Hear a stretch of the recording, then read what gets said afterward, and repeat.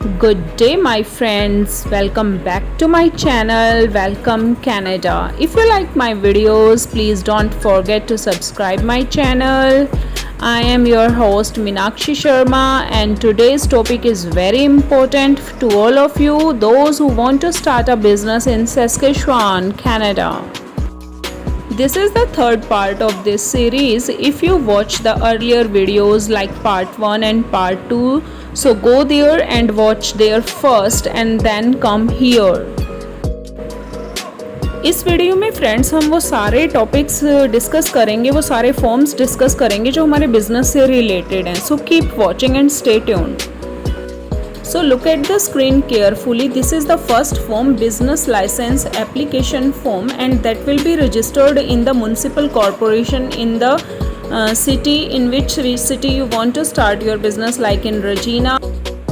ये business application form आपके business से रिलेटेड बड़ा इंपॉर्टेंट डॉक्यूमेंट है. इसका लिंक मैं डिस्क्रिप्शन बॉक्स में दे दूँगी, आप वहाँ से इसको क्लिक करके इसको डाउनलोड कर सकते हो. और मैं तो आपको यही एडवाइस दूँगी कि आप वीडियो को पॉज करके इसको रीड करो अच्छी तरह carefully, because it's a very important document for your business.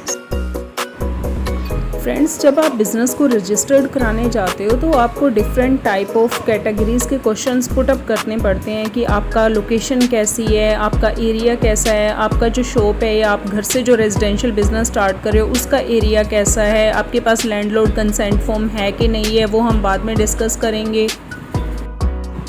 ये तो लाइसेंस से रिलेटेड फॉर्म था. Now we will discuss the different type of forms that will be you must log in to the corporate registry society for the reservation of your business name and then the registration of your business name. You have to log in this account और create a account in the corporate registry. Congratulations my friends, आपने decide कर लिया business start करने का. तो move forward the next step, and the next step is request for name search and the reservation of name. इसके लिए आपने already login कर लिया है इस कॉर्पोरेट रजिस्ट्री प्रोफाइल में. Now you will follow the step by step process on the corporate registry.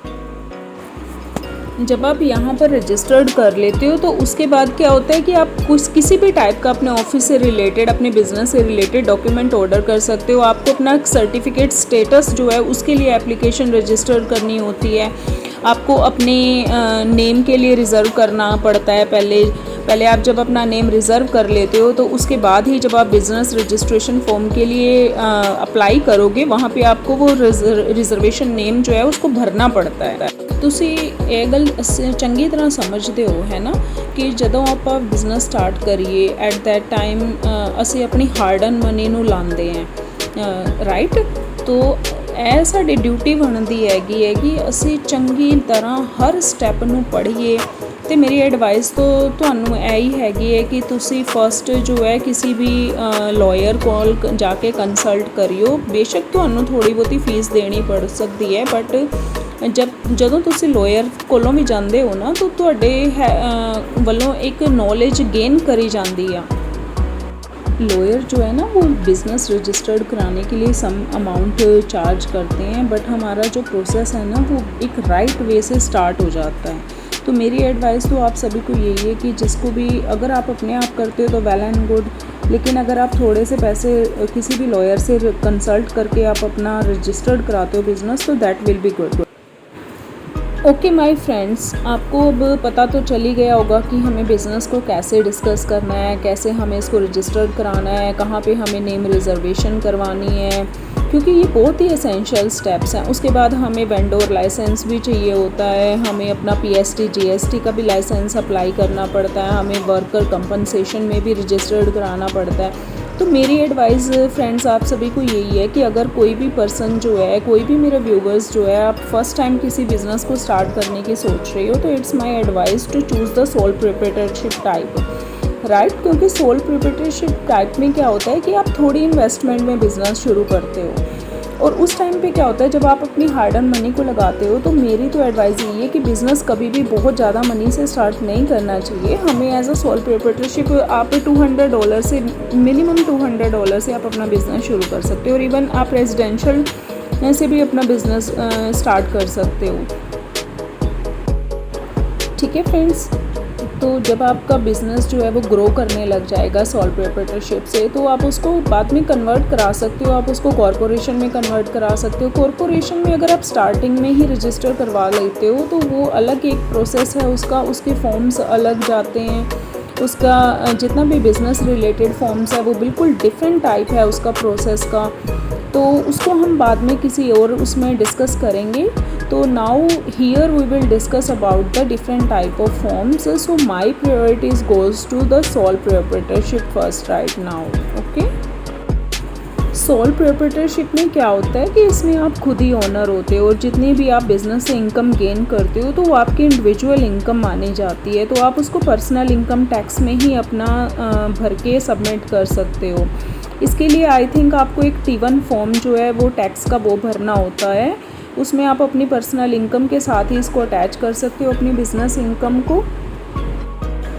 इसमें क्या होता है, सोल प्रोप्राइटरशिप में आप एक सिंगल एंटिटी जो है आप ही ओनर होते हो, आपका अपना बिज़नेस होता है, आपके अपने खर्चे होते हैं जितने भी बिज़नेस से रिलेटेड वो भी आप अपनी पर्सनल इनकम के साथ जोड़ सकते हो, आप अपना टैक्स सेव कर सकते हो। लेकिन साइड बाय साइड इसमें एक ड्रॉबैक भी होता है कि सपोज़ करो भगवान ना करे कि हमारा बिज़नेस जो है वो डाउन जा रहा है, हमें घाटा पड़ रहा है, तो क्या होगा, जितना भी घाटा जो होता है ना हमारे बिज़नेस का, तो वो सारा का सारा हमारी पर्सनल इनकम से ही निकाला जाता है। So in a sole proprietorship if business saved you saved right. हम अपने बिज़नेस के इंश्योरेंस करा सकते हैं। मेरी एडवाइस आपसे यही है कि अगर आप सोल प्रोप्राइटरशिप में भी अपना बिज़नेस स्टार्ट कर रहे हो तो आप अलग से एक बिज़नेस अकाउंट खोलो बैंक में, तो वो ज़्यादा बेनिफिशियल रहता है इसके लिए। तो हम अपने जितने भी एसेट्स हैं, हमारी जितनी भी लाइबिलिटीज़ हैं, वो हमारे उस बैंक अकाउंट से कनेक्ट रहती हैं, हमारी पर्सनल सेविंग्स जो हैं वो इसमें नहीं ऐड होती। तो मेरी आपसे एडवाइस यही है कि अगर आप सोल प्रोप्राइटरशिप में भी बिज़नेस रजिस्टर्ड कराते हो तो आप अलग से अपना एक बिज़नेस अकाउंट खुलवाओ बैंक में, आप अपने बिज़नेस के इंश्योरेंस करवाओ। क्योंकि जब आप बिज़नेस कॉरपोरेशन में जाते हो तो वहाँ पे आपको ये मैंडेटरी होती हैं चीज़ें, वहाँ पे आपको आर्टिकल्स भी रिप्रेजेंट्स करने पड़ते हैं, वहाँ पे आपको एक टैग दिया जाता है एलटीडीज, इनकॉर्पोरेटेड और कॉरपोरेशन का, लेकिन उसको आप सोल प्रोप्राइटरशिप में नहीं लगा सकते राइट। उसको आप सिर्फ बिज़नेस कॉरपोरेशन में लगा सकते हो, वो एक डिफरेंट मेथड है। ठीक है जी। अब सपोज़ करो my dear viewers you want to start your business at home, तो सबसे जो मेन इंपॉर्टेंट डॉक्यूमेंट आता है वो आता है जी लैंडलॉर्ड कंसेंट फॉर्म का। तो सपोज़ करो हम घर पे हैं और हम खुद ही रेंटेड अकोमोडेशन में रह रहे हैं, तो हमारे पास अपना ओन हाउस भी नहीं है, तो हम क्या करें, तो हमें क्या करना होता है, हमें एक लैंडलॉर्ड कंसेंट फॉर्म लिखवाना होता है। उसको हमें अपने लैंडलॉर्ड से फिलअप करवा के उसको रजिस्टर्ड करवाना पड़ता है म्युनिसिपल कॉरपोरेशन में, तभी हमारे को वहाँ से ये जो business license landlord consent form है ये बड़ा एसेंशियल डॉक्यूमेंट है। अगर आपके पास रेजिडेंशियल एड्रेस आपका अपना नहीं है, आप खुद ही रेंटेड पे हो। उसके बाद आता है जी PST GST इन सस्केचुआन, तो ये बड़ा ही मैंडेटरी है। इसमें आप तब अप्लाई करना जब आपकी जो है एनुअल इनकम जो है वो 30,000 कैनेडियन डॉलर से ज़्यादा ग्रो कर रही है, तो एक मैंडेटरी हो जाता है इसमें रजिस्टर्ड करना PST GST में। तो आप इसको पॉज करके सारे को पढ़ सकते हो, इसका लिंक भी मैं डिस्क्रिप्शन बॉक्स में डाल दूँगी, आप वहाँ से भी इसको डाउनलोड करके पढ़ सकते हो अच्छी तरह। उसके बाद आता है जी हमारा इंश्योरेंस जो है वो भी बहुत मैंडेटरी है हमारे लिए, कि इंश्योरेंस जितनी भी टाइप है, लाइक सपोज हमारी लाइबिलिटीज़ हैं, हमारा बॉन्ड है, हमारे एसेट्स हैं, इतनी डिफरेंट काइंड ऑफ जितने भी है हमारी इंश्योरेंस होती है हमारे स्मॉल बिजनेस से रिलेटेड, वो हमें ज़रूर करानी चाहिए।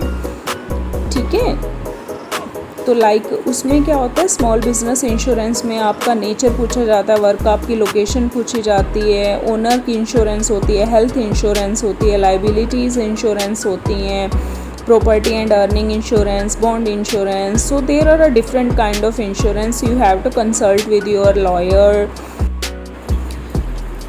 मेरी एक और एडवाइस है आप सभी से कि जब भी आप बिज़नेस स्टार्ट करते हो तो बिज़नेस से रिलेटेड जितने भी रिसिप्ट्स होती हैं, जितने भी बिल्स होते हैं, या कोई भी आपने परचेजिंग करी है, सेल करी है, तो वो सारे के सारे स्लिप्स जो हैं अपने रिकॉर्ड्स में रखो। तो जब आप ITR सबमिट कराने जाते हो तो आप अकाउंटेंट से जब आप अपना सारा बुक कीपिंग का सारा बिज़नेस से रिलेटेड आप करवाते हो तो उसमें आपको वो सारी हेल्प करती हैं कि आपके बिज़नेस कितना ग्रो कर रहा है, आपने कितनी अर्निंग करी है इस बिज़नेस से। सो अगर आपको मेरी वीडियोज़ अच्छी लगी हैं, thanks for watching this video, please subscribe my channel. Bye.